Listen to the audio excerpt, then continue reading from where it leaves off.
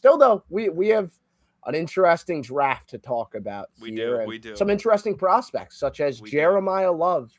The Yes. running back market is a topic that I definitely have an opinion on. No, But Jeremiah certainly. Love is a hell of a running back. There's no one doubting that. Projected to go early, despite the positional value of a running back, does deserve to go early. I mean, he's very talented. Yeah. You look at the teams with the early picks, though. I mean, how do you expect this to play out with Jeremiah Love? So I can say without a doubt he's not going number one. We know that. Without a Mhm. doubt, I would be very, very, very shocked if the Jets take him at number two, although that would be a very Jets thing to do after franchise tagging Brees Hall. Arizona, to me, is where it starts to get interesting because Arizona, should they take a running back? I do not think so. I don't think that they're a running back away. But it becomes a spot where, say, they have Arvell Reese like we do as the number one edge rusher in the NFL in the draft, and they don't love any of the offensive tackles that they would take at pick 3. Jeremiah Love, like as a player, is worthy of the number 3 overall pick. It's the positional value that will get some teams debating that, which is a fair debate. But I think number 3 with the Arizona Cardinals is where it really gets interesting because the running back situation right now is very weak. Otherwise, on offense, I mean, they got a lot of great players. So while I don't think that he's going to the Cardinals, to me, 3rd overall is where it really starts to become, all right, now we're on Jeremiah Love watch for the draft.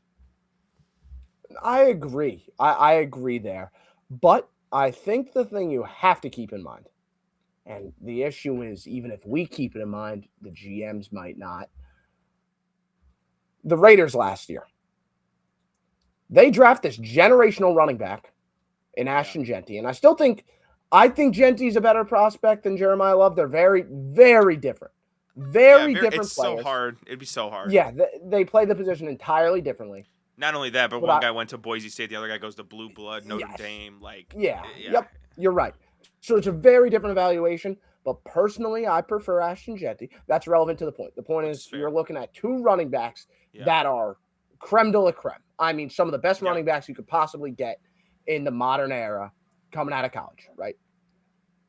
And Ashton Genty, what did he do this year for the Raiders? The Raiders didn't do much.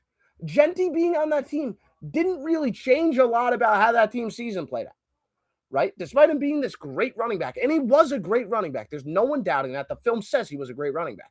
So, yeah, Jeremiah Love might be this guy, but if a team like the Cardinals takes Jeremiah Love, are they going to be a much better football team?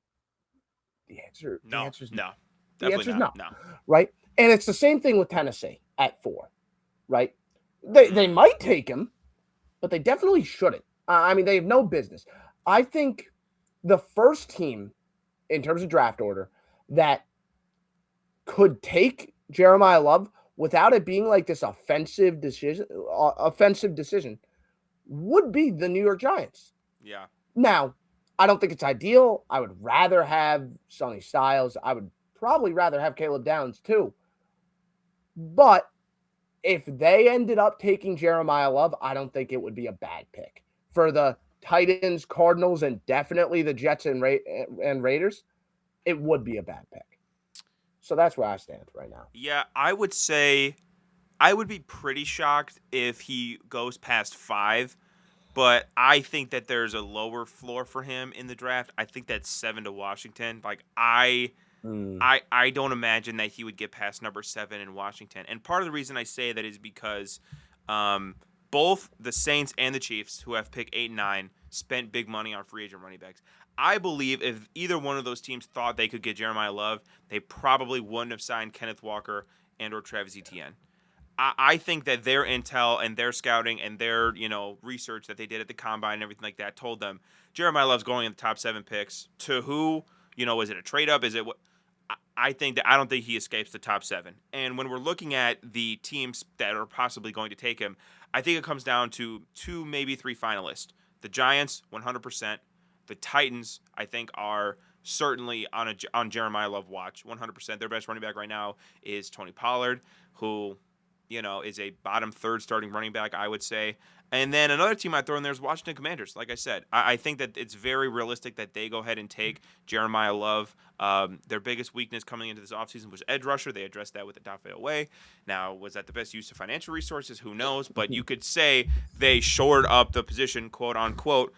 They still have a big hole at running back because as much as I like Bill, I don't know if he's going to be your franchise player there.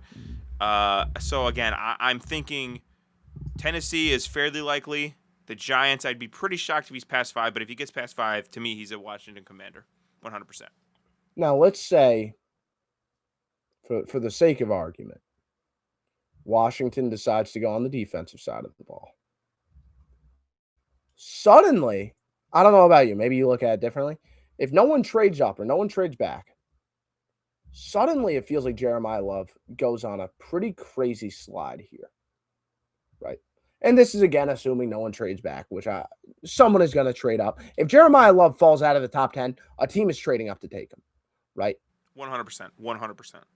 What team, if someone were to trade up because Jerimayah Love slides, what team do you expect that to be? Because I have someone in mind here. I have 2 teams, personally, in mind here that I think could absolutely make that move, and I think it will make them much better. So you're saying, okay, so you're saying the Saints are on the clock at pick 8. He's fallen past Washington, Tennessee, New York. Saints are on the clock at 8. Who's trading up at the Saints? The Rams. Saints are even. Wow, The Rams. The Rams. I didn't think about that one. That they're going all in. Horrifying. They're going all in. I didn't even remotely if you are, think about that. If you're pushing your and they would only have to move up 5 spots, which is incredibly expensive in the top 10 of the draft. But I mean, worth it. They're within striking range. Number 1, number 2. Do we put it past the Rams for an office? Number 3, if they're putting all of their chips in the table, they're putting all of their chips in the table. So if any team, in my opinion, is going to trade up for Jerimayah Love in that 8 to 9 range, whatever, it would be the Rams. It would be the Rams. They're gonna build the Avengers, and like they're gonna build the Avengers with the Infinity Stones. Like they do not care. Nothing is gonna get in their way from winning the Super Bowl next year, and nobody's gonna be able to stop them. Like they are like, we have a 1 to 2 year window. We don't care about F them picks. Coincidentally, is from this team as well. They don't care about the picks. They don't care about what it does for the future. Yada, yada, yada. How good can we be in 2026 and 2027? The Rams would be the team to trade up, in my opinion. And that scares the shit out of me to say, but it would happen. Yeah. It's like you're teleporting back in time and stealing Todd Gurley from the old. I was just about to say that. I was like, man, if the prime Todd Gurley could be on this team, it's like so. And like Blake Corum and Kyron Williams are fine. They're good. I don't know. They're not Jerimayah Love. I don't know that they're game changers at all. Right, exactly. Yeah, Jerimayah Love is changing the game. It's that would like actually just scare the shit out of me. To no effect. Like I'd be like, it would fit well too. No, Jerimayah Love in a Sean McVay offense with the amount of inside and outside zone they run. Who was your team or secondary team that was going to? My team feels really underwhelming now. I was going to say Minnesota. They make sense. They make sense. Oh, absolutely. Not as cool as the Rams, sense. but yeah, they're not the Rams. Yeah, sorry I didn't speak into existence the superest super team of all super teams. My hope is that if I speak it into existence, it won't happen. I'm trying to jinx it, okay? I'm trying to put it out there. But Minnesota, you think from 18 they could get up to maybe 8? Not 8, but like at 11. Well, let's say I think my love falls to 11. If I'm Mickey Loomis, here's the thing. The draft gets really interesting at 8 because if I'm Mickey Loomis and Jerimayah Love's available at 8, I'm not going to take him. And we know the Chiefs aren't going to take him. So either I'm trading a bounty of picks to a team to jump up, or the Chiefs are going to do that right behind me if Jerimayah Love gets past me. So the Saints at 8 would be the spot where if he's there, which I kind of doubt, but if he's there, teams are going to call the Saints, because the Saints are not going to take a player and then let Kansas City get that bounty of picks. This is my thing.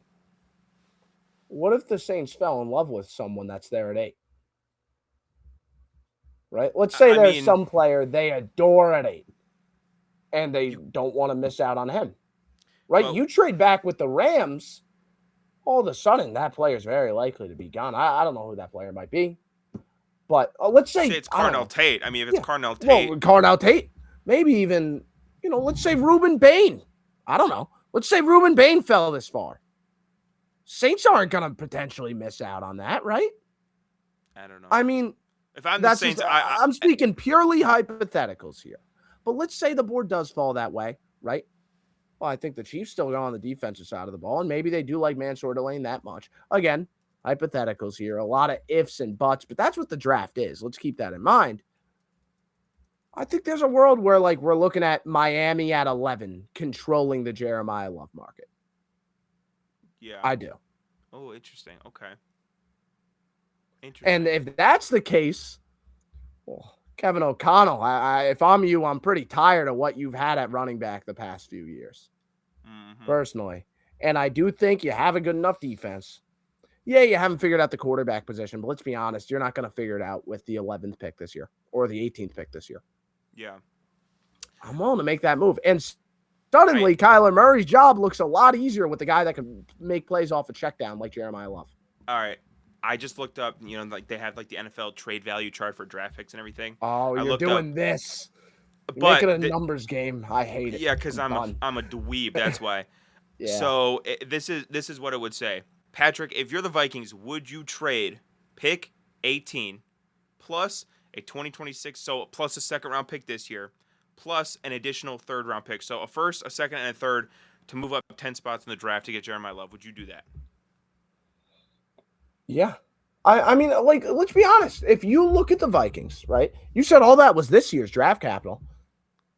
Let's be honest. Your biggest issue as a team, and honestly, the reason that you weren't in Super Bowl contention last year was just the quarterback position. And none of the stuff that you're giving up to make that move will help you get a quarterback anyway. Yeah. So, yeah, because spoiler alert for when we talk about quarterbacks in a week or whenever we talk about them, it's not a very good quarterback class. Crazy. I know. You've heard it a million times. Yeah, guys, Ty Simpson isn't going to be the next Tom Brady. I'm sorry. But the Clay Klubnik disrespect is just unreal at this point. But go on. But that's the reality here. You aren't gonna take that next jump that you absolutely need to take unless you get a quarterback. Hopefully Kyler Murray's that guy. But you know what's gonna allow you to have a higher floor, no matter whether you have the quarterback or not? Having an elite running back. And the Vikings have had the opposite for the past few years. They've been very, very weak at running back recently. And I think getting a Jerimayah Love here, listen, I talk poorly about running backs and the position value very often. I'm not big on dedicating high resources to a running back. But I do think the Minnesota Vikings are a team where the defense is great. You have good wide receivers. You have a great offensive mind there. You're lacking just one thing, and it's the most important position. Why not add a running back? But I'm optimistic about Kyler in everything. Minnesota, so I would even be Well, more. then you're more inclined to do that it. I'm more inclined to do something like that. But obviously that would be a big trade up for the Vikings to go and get Jeremiah Love.